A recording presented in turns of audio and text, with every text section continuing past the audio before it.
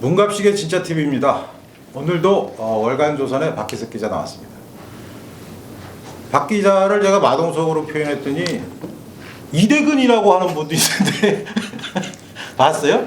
예, 봤습니다. 예, 뭐 댓글까지 왜 다르신 거 그 같아요. 이대근하고는 또 어때요? 마동석하고 네? 어떤 게 더 나아요? 비유 붙이는 게. 둘 다 좋습니다. 그래요? 예.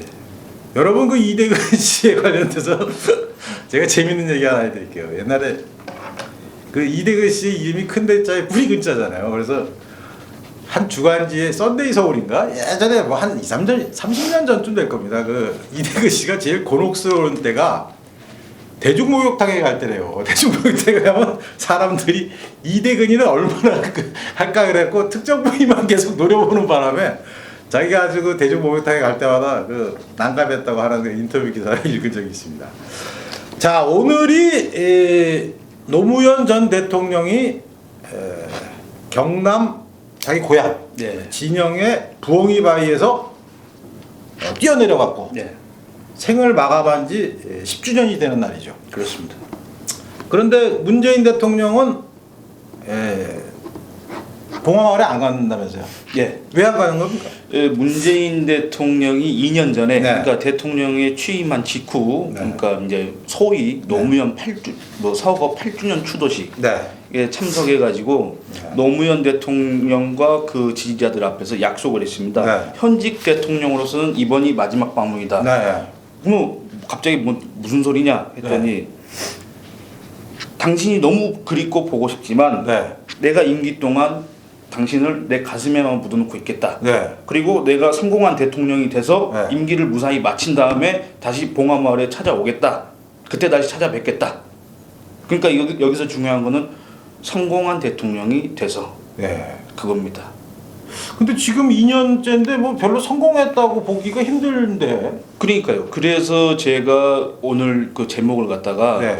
문재인은 다시 봉화마을에 갈 수 있을까? 그러니까 지금 성공한 대통령이 아니기 때문에 못 갈 거다. 근데 또 한편으로는 예.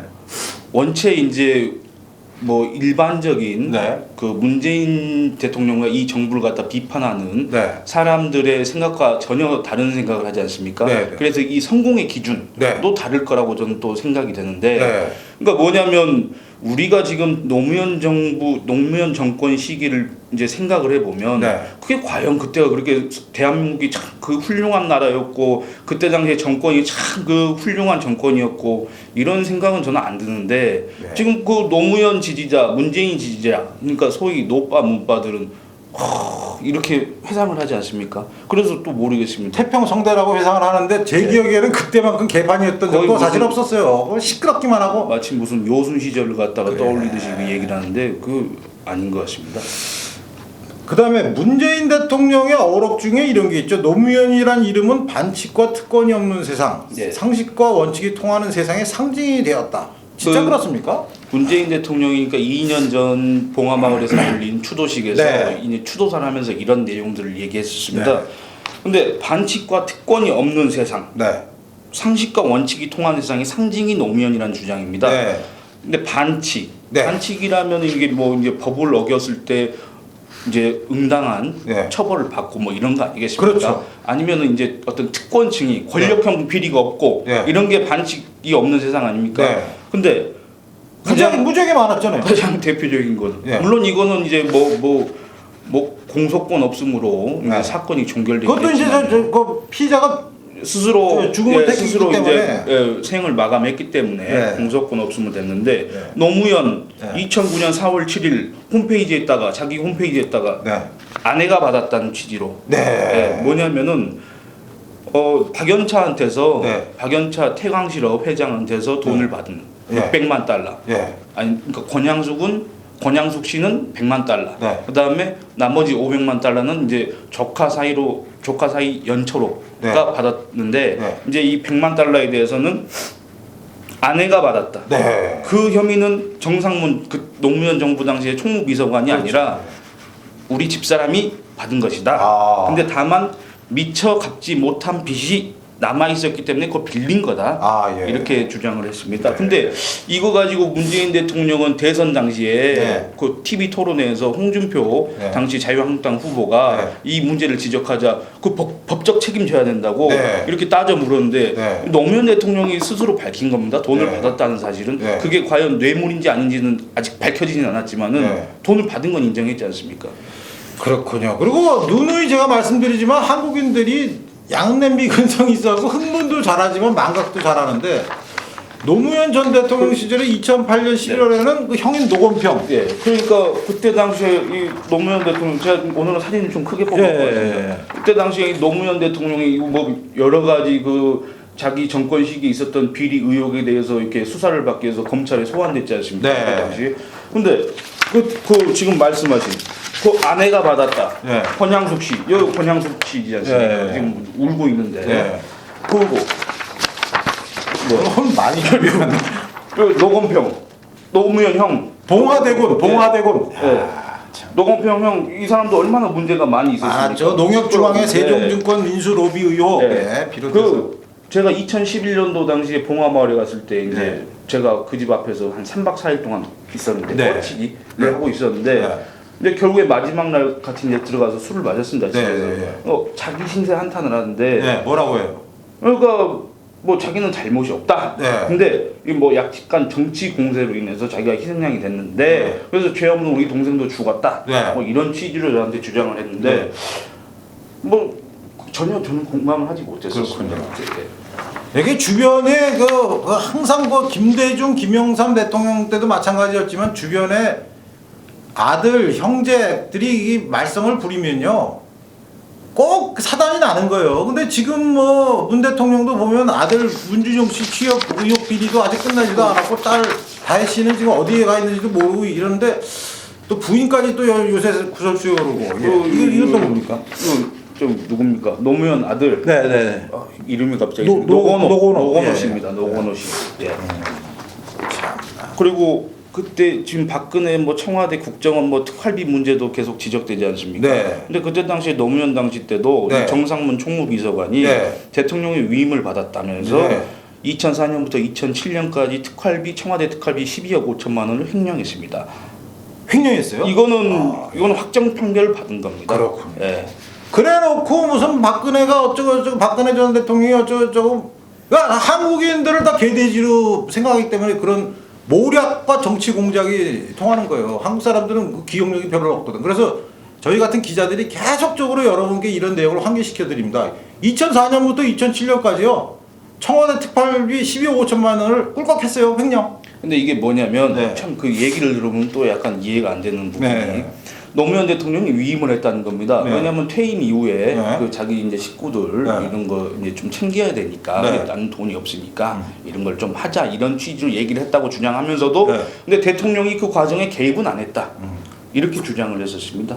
그래서 이 사람만 이제 그 횡령 혐의로 그러니까 독박 쓴 거네요. 자기가 정상문이가. 예. 그리고 또 문재인 대통령 그냥 정상적인 나라를 만들겠다는 노력, 정상적인 대통령이 되겠다는 마음가짐이 특별한 일처럼 되었다면서 기존의 우리 사회가 비정상적이었다고 네. 규정했죠. 그러니까 아까 처음에 말씀하셨던 것처럼 그 노무현 때 얼마나 시끄러웠습니다. 그 2004년도에 이낙연 네. 지금 문재인의 방어수 이낙연 총리가 민난 직전 상태였다고 네. 얘기를 했었습니다. 민난입니다. 그 아예 그냥 전국적으로 시위가 막 자영업자들이 광화문 앞에 솥단지 던지고 막 이런지 않았습니까? 근데 그때 당시가 무슨 정상적인 국가였습니까? 그때 아주 뭐 백가쟁명식으로 막 다 뛰쳐나와서 시위하고 그랬었는데 그렇죠. 그래서 그 사회가 그거를 이제 막기 위해서 다시 나온 이 10년을 9년을 지나서 지금 이 문재인 정권 시기를 거치면서 다시 노무현 정권의 재판이 네. 됐지 않습니까? 네. 예, 그게 문재인 정권은 이걸 갖다가 정상이라고 생각하는 것인지 그게 궁금합니다. 네, 북한이 미사일을 쏴도 미사일이라고 말하지 못하는 나라. 김정은이가 협박을 쳐도 한번 제대로 반박하지 못하는 나라. 30시간을 날아가서 그 혈맹 관계였던 미국 대통령을 고작 2분밖에 만나지 못하는 나라. 실업률이 19년 만에 사상 최악으로 치솟는 나라. 경제 위기가 초침이 째깍째깍 울리듯이 국민 전체에게 두려움을 주는 나. 이게 정상적인 사회입니까? 그리고 이게 웃긴 게 네. 문재인 대통령은 노무현 대통령이 네. 서민들의 언어로 국민과 소통하고자 노력했다고 했는데요. 네. 2007년 6월 13일 날 고은 있지 않습니까? 고은이요. 본명 고은태. 예, 예, 예, 이 사람이 그 스님 출신의 네네. 요새 또 미투 운동에 아주 예, 일각의 예, 선두에 서신 분. 예. 예. 우리는 현재 미중유의 대통령을 경험하고 있다. 네. 노무현 대통령의 언어는 신선할지 몰라도 대통령의 언어는 아니다. 네. 대통령의 언어는 다소 위선적일지라도 품격이 필요하다. 네. 노 대통령의 언어는 명분을 벗어던진 적나라한 언어로 네. 앞으로 정치에서 품위 있는 언어를 구사하는 것은 필요한 자격이 아닐까 생각한다. 서민적인 게 아니라 쉽게 해서 품위가 없다. 품격 없는 언어를 구사했다.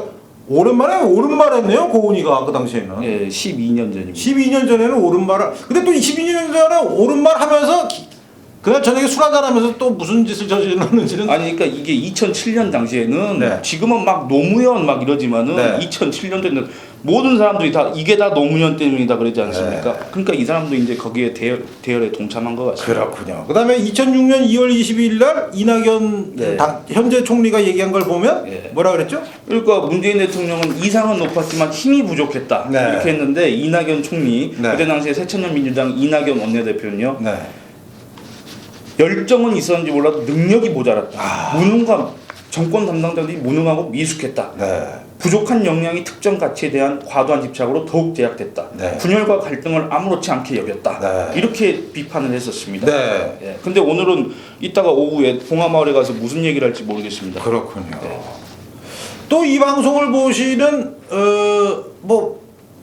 묻바드는 이 방송을 안 보시겠구나. 그래도 또 혹시 지나가다가 이 녀석들이 무슨 소리 하나 해놓고 봐다가 저놈들은 그 노무현 대통령의 서거 10주기를 맞아서 저렇게 악담을 하는 거 악담 아니에요. 진실을 얘기하는 겁니다. 근데 이 세상에서요 가장 불편한 게 진실이에요. 그런 말 있죠. 진실이 가장 불편합니다. 과거 여러분들이 벌써 10년 우리나라는 사건을 뒤덮는 나라이기 때문에 어제 있었던 일, 일주일에 있었던 일도 우리 잘 잊어먹잖아요. 근데 10몇 년 전에 바로 이런 일이 있었죠. 네. 그래서 10년 전에 노무현 전 대통령 죽기 전에 우리나라는 어떤 상황이었는가를 여러분께 다시 한번 보여드리는 상황입니다. 그 다음에 문재인 대통령은 우리가 안보도 경제도 국정 전반에서 훨씬 유능함을 다시 한번 보여주자고 했는데 이건 완전히 불안해. 이거는 아까 다 말씀하셨다시피 네. 단 한 군데서라도 네. 과연 우리 국민들이 네. 모든 국민이 네. 인정할 만한 분야가 이거는 그래도 문재인 정부가 네. 잘했다 네. 이런 분야가 과연 있을까? 네. 과연 문재인 대통령은 2년 전에 노무현 대통령 무덤 앞에서 했던 이 다짐, 네. 유능함을 다시 한번 보여주자. 네. 그 과연 보여줬을까? 네. 그런 생각이 듭니다. 그렇군요. 그 다음에 오늘 아마 바른미래당에서 지금 쫓겨나기 직전인 네. 간당간 백척간도에서 대표 자리를 쥐고 지키려는 손학규 대표와 또 민주평화당 대표 정동영 씨도 이제 오늘 그 행사장에 갈 것 같은데 네. 이분들도 예전에 막 뭐라고 했죠. 아마 뭐 참석을 하면은 네. 또 그 노무현 이렇게 회상을 하면서 옛날 그 기억을 떠올리지 않겠습니까? 근데 용비어천 가겠죠 예, 또 가서. 근데 이게 12년이 아무리 지났어도 네. 그게 좀 자기 기억을 좀 똑바로 갖고 있어야 되는데 네. 손학규 바른미래당 대표는요 2007년 3월 22일 날 네. 노무현 대통령이 자신의 한나라당 탈당을 비판하자 네. 노 대통령은 자기를 대통령으로 만들어준 민주당을 탈당해서 새 당을 만들었다. 네. 내가 말하는 무능한 진보의 대표가 노무현 대통령이고 노 대통령이 새로운 정치의 극복 대상, 그러니까 요즘식으로 말하면 적폐라는 적폐라고 얘기입니다. 뭐라고.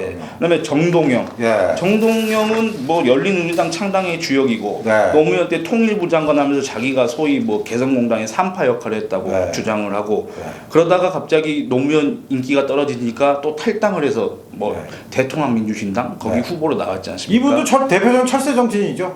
네. 이 사람은 노무현의 4대 과실에 대해서 지적을 했었습니다. 2007년 6월 20일 네. 정동영 네. 문화일보 인터뷰. 네. 첫째, 국민 통합을 못했다. 네. 정치의 본기능이 조정과 통합인데 반대로 갔다. 네. 그래서 국민들이 집단 우울 증세를 보인다. 네. 둘째는 부동산 문제다. 네. 최고의 전문가들이 정책을 입안하고 검증하고 실천했어야 했는데 설익은 전문가를 사령탑으로 앉혀서 망쳤다. 네. 책임을 져야 된다. 네. 그런데도 잘했다고 떵떵거리고 다니니 국민들이 어떻게 보겠는가. 네. 그다음에 셋째는 이낙연 총리가 지적한 양극화. 네. 넷째는 뭐 이 사람이 호남에 기반을 두고 있기 때문에 김대중 편을 드는 대북 송금 특검 잘못했다. 네. 뭐 이런 거를 얘기했었습니다. 네. 근데 오늘은 과연 어떻게 얘기할지 그 대연정 언론과의 불화 이 당시 참 대단했었죠. 지금 저도 기억이 다 납니다만은 뭐 기자실을 없애라 무슨 뭐가 어쩌다 해서 근데 지금 보니까 정동영 씨가 그 당시 한 말을 보면 국민을 통합시키기는커녕 갈가갈이 찢어놨고 두 번째는 세종시인가 뭐 한다면서 부동산 왕창 뛰게 해서 서민들이 집 갖는 기회를 홀라당 날려버리고 쉽게 해서 그 서민들이 저 집을 이렇게 사가는 그 사다리를 확 끊어버린 거죠. 세 번째 양극화, 빈부격차. 그래서 우리나라 사회가 두 쪽으로 쫙 갈리게 만들었고 네 번째는 뭐 언론과의 불화, 뭐 대연정 하자 계속 정치적인 공세해갖고 온 세상을 개판으로 만들었다. 뭐 이런 얘기인데 오늘은 진짜 어떤 얘기를 할지가 참 궁금하네요. 예, 오늘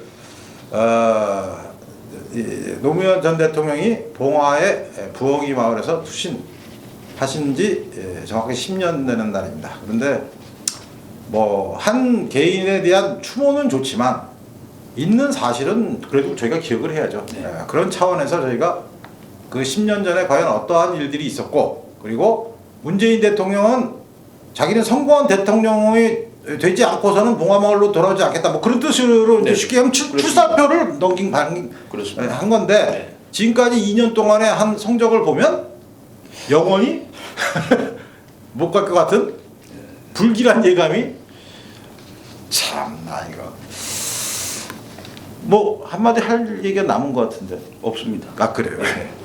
예 오늘은 월간조선의 마동석 겸 이대근 또 새로운 어떤 별명이 붙을지 모르겠습니다만 박기석 기자와 함께 노무현 전 대통령 10주기에 대해서 얘기를 나눠봤습니다. 문갑식의 진짜TV는 기존의 신문이나 방송에서 보지 못했던 특종이나 어떤 뉴스의 이면에 가려진 새로운 시각 또는 스토리를 발굴해서 여러분께 전달해드립니다. 좋아요와 구독을 눌러주시고 주변에 널리 퍼뜨려주세요.